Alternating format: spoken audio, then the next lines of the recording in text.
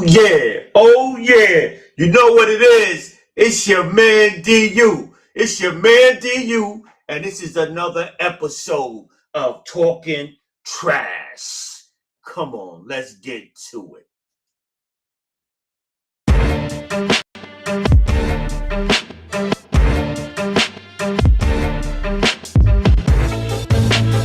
Get ready, ladies and gentlemen, for Talking Trash. Yeah, listen to how regular men talk about sports, football, baseball, basketball, hockey, boxing, MMA. We're gonna cover it all. So get ready, cause we're about to talk some trash. Oh yeah, oh yeah. What's going on? What's going on? This is another episode of Talking Trash. All right, let's get to it. Um, Real quick. Hold up.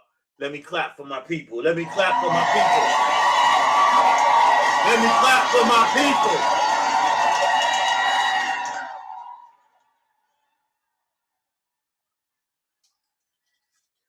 Yo, you know how we gonna start it off? We gonna start it off with some Mongo talk. I ain't even gonna. Matter of fact, before I even mention Mongo talk, I gotta give out my condolences and prayers to the Lewis family. Talking trash. Um, Talking trash. DSNY brother. Overall intelligent, cool, great human being. We lost a good one, Antoine Lewis. Antoine Lewis. My condolences and prayers out to the family. Really cool brother, really intelligent brother. He's definitely gonna be missed. Um, yeah, Antoine Lewis, my prayers. Again, my prayers to the family. But yeah, let's start this off with some Mongo talk. I ain't gotta, I ain't gotta, I ain't gotta prep y'all in the beginning, let you know what Mongo talk is. You know what I mean, or how Mongo talk started. But what I wanted to talk about for Mongo talk is a subject like that's a little off, right? And it's gonna lead me into something. It was inspired by this show, this podcast called Speakeasy. It's a couple of young journalists and ex-football players that started the show. Matter of fact, they used to be on Fox. Um, it's Emmanuel Ocho. Um, what's the running back? He used to be the running back for the Philadelphia Eagles. I almost was going to say the 76ers, but for the Philadelphia Eagles, Shady McCoy, right? Sean McCoy. Uh, they were talking about uh, certain players not being, or certain athletes not being mentioned in the same rooms as other players, right? And this topic was the NBA, and it made me think of dinner parties, right? When you start thinking about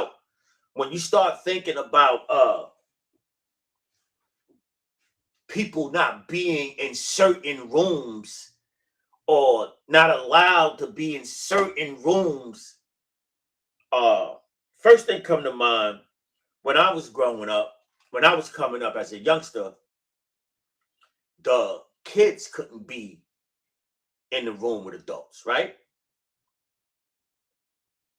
The kids couldn't be in the rooms with adults. And part of that I understood, because you got to let kids be kids.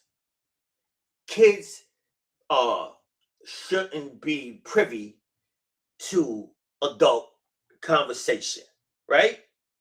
Um, and then there's other rooms that certain class of individuals, different class of individuals are not privy to. Like there's financial rooms that we're not privy to. There's powerful rooms that we're not privy to. You know, and some of these rooms we're not privy to is on purpose, right? But I thought about like uh these rooms, certain rooms is like creating your own dinner party, right? Like what makes a good dinner party? Like 10 people, 8 people, 6 people. Me, I think a good dinner party, a good adult dinner party consists of like 6 people, I would say. You know, like you like say if you're throwing, excuse me, if you're having a dinner party with a significant your significant other, you know, your wife, in my case, my wife, and I would invite 2 other couples, right? Like we're having a dinner party at my house, in my dining room. So I'm not trying to have my wife cook for 20 people, right? But I look at a good dinner party, 6 people, me, my wife, and 2 other couples, right? We invite 2 other couples. So, but then had me thinking about like, man, there's other rooms, like other parties, right? Like having a Christmas party. Like I think a Christmas party and Thanksgiving is like your biggest rooms, the largest group of people. Especially Thanksgiving. I think Thanksgiving is when you cook the most amount of food and you invite the most amount of people. Now, right now, my Thanksgivings are kind of small, right? Because one, I don't have any little children at home, right? Two, a lot of the people that I used to have that we had Thanksgiving with live in different places, different areas of the country. So now my Thanksgivings are smaller. But I remember having Thanksgiving dinner and it would be like 20 plus people, right? Because you get people stopping by that's not family, people coming by that's extended family, and the people that's extended family may sometimes call you and say, hey, uh, I got a relative or a friend from out of town, or they bring their family members with them. Can I bring them by your house? You know, because Thanksgiving you're gonna make a lot of food, right? And this is one of those times, like Thanksgiving, uh, where the kids more than likely are allowed to mix among the adults, right? Christmas. Christmas is another, like it's gonna be another big. I remember big Christmases. Uh, it's gonna be a lot of people. Maybe not as many as Thanksgiving. But that's another occasion or another party, or like that different people, like the children and different classification of people are all in the same room. So, but what it leads up to, me talking about these NBA rooms, I think it's pure lunacy for someone to say that LeBron James is not in the same room with Kobe Bryant. I think it's pure lunacy to say Kareem Abdul-Jabbar is not in the same room with Michael Jordan.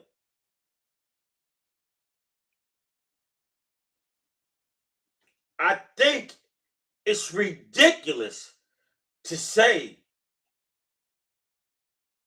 that Isaiah Thomas is not in the same room with Magic Johnson.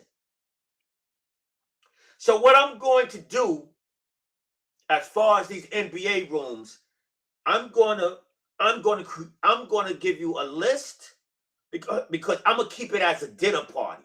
This is going to be a dinner party. I'm going to give you a list of 6. I'm going to give you 6. I'm going to give you a point guard room. I'm going to give you a shooting guard room. I'm going to give you a small forward room. I'm going to give you a power forward room. I'm going to give you a center. And I know a room for centers.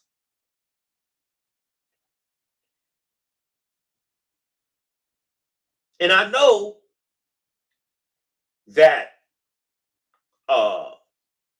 now it's so-called positionless basketball, right? In the NBA. But I think that's a falsehood. That's a falsehood. What is Jalen Brunson? A point guard. What is Wemby? A center.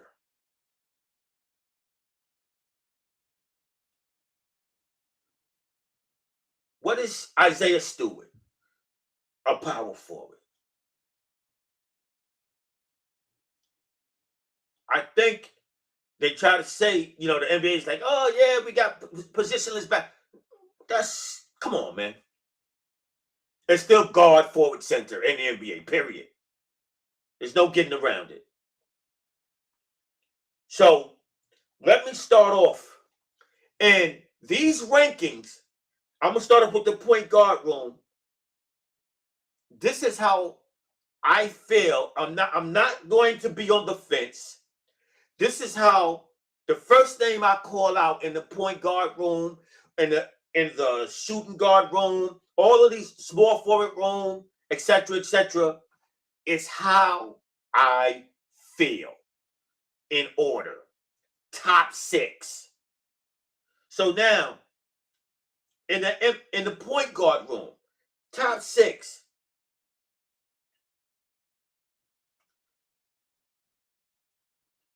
Magic Johnson is number 1. Magic Johnson is number 1.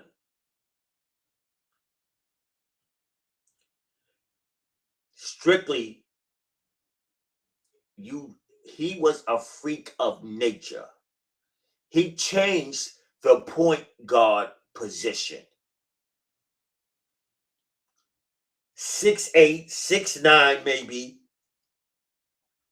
230, 235, right?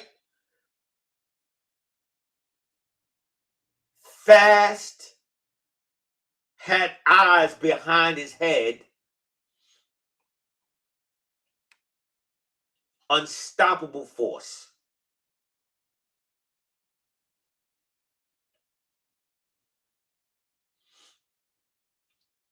The only thing that slowed Magic Johnson down at the time was his diagnosis. That's it.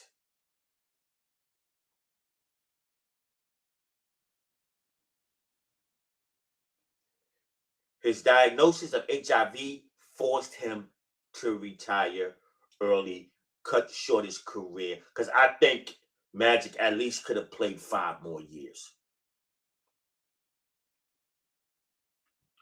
But even with that, Magic is the number 1 point guard in this point guard room. Also, number 2, Isaiah Thomas. Isaiah Thomas, probably one of the most talented, pure talent, hands down, Isaiah Thomas, one of the most talented point guards ever, if not NBA player. Number 3, Steph Curry. Don't hit me with, yo, Draymond Green is the running the point. No. Steph averaged 20 over 20 multiple years and like 7-8 assists every year. Steph is the point guard. Steph sets up. Steph comes to have multiple years. Has come down and ran the offense. It's not his fault he's the greatest shooter ever in the history of the NBA. 4, Kyrie Irving. Handled like no other. Competitor. Champion.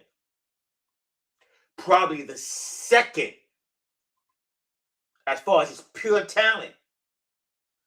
Because now when you talk about Magic, Magic was talented, yes. But Magic also had a whole bunch of physical gifts. He was a big point guard. And Kyrie Irving, his hand, there's nobody in the NBA ever had a handle like Kyrie Irving.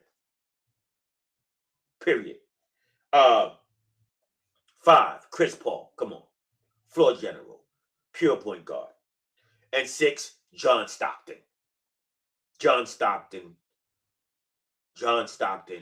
was steady. So that's the top. So that's who's in the point guard room. Shooting guard. You know, number 1. Everybody should know right now that number 1 is Michael Jordan. Unstoppable force. Number 2, shooting guard. Behind him, Kobe Bryant. Number 3, shooting guard. Behind Kobe Bryant is Dwayne Wade. Number 4, behind, and miss me with the point guard thing, Allen Iverson. Eric Snow was the point guard. Number 5, Tracy McGrady. Number 6, James Harden. Small forwards.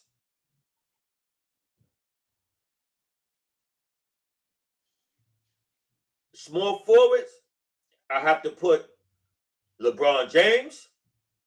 He started out there. LeBron James, number 1. Larry Bird, number 2.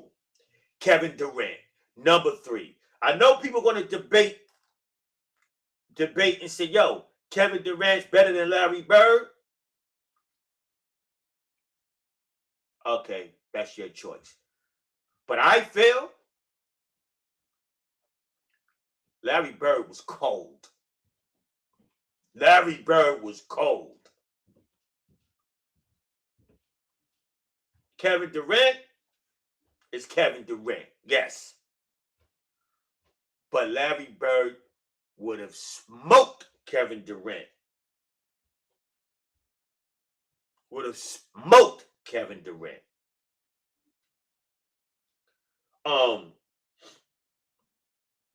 I got Scottie Pippen behind Kevin Durant, Kawhi Leonard, and Vince Carter.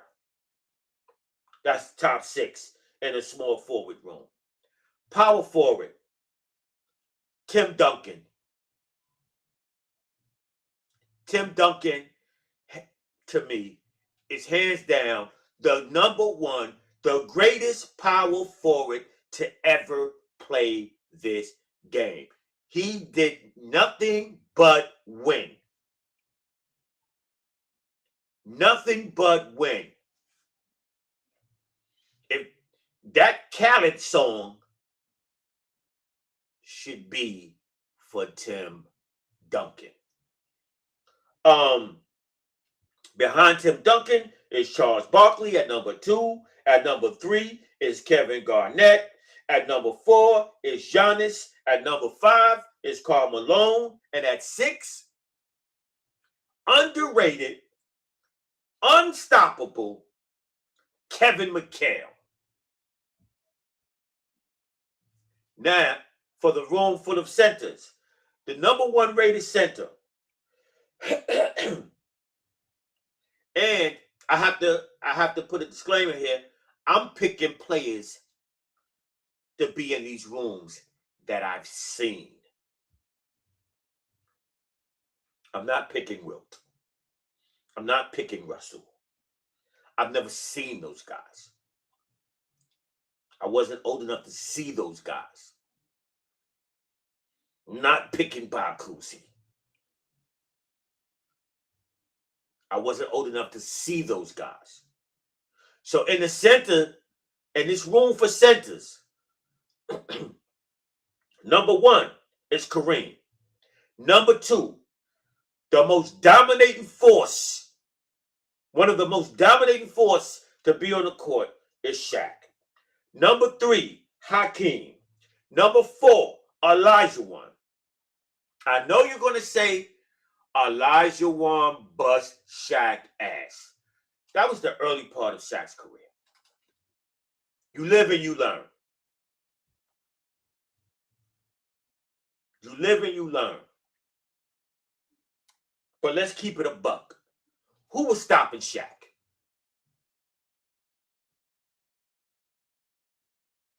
Would Olajuwon stop Shaq in them Laker years? No way. No way. No way. Number four, Ewing. No Knick bias, although I'm a Knick fan. Ewing was a top-notch defender, and he came into the league and became one of the best scoring big men in the NBA. Number five, David Robinson, and number six, the Joker, Jokic.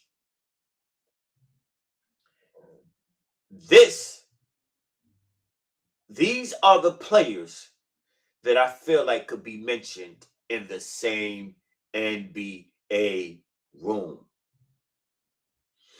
These are the players that I feel like could stand next to each other in an NBA dinner party.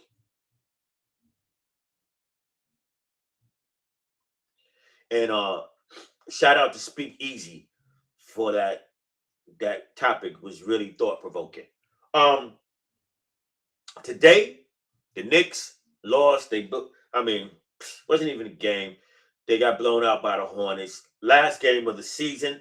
But on a better note, the Knicks finished the season 53-29. They will face the Hawks in the first round of the playoffs. The Hawks went 46-36. I'm looking forward to next weekend when the Knicks start off game one to face the Hawks. Or sometime next week to face the Hawks. I got the Knicks in 6 against Atlanta. And my song of the day.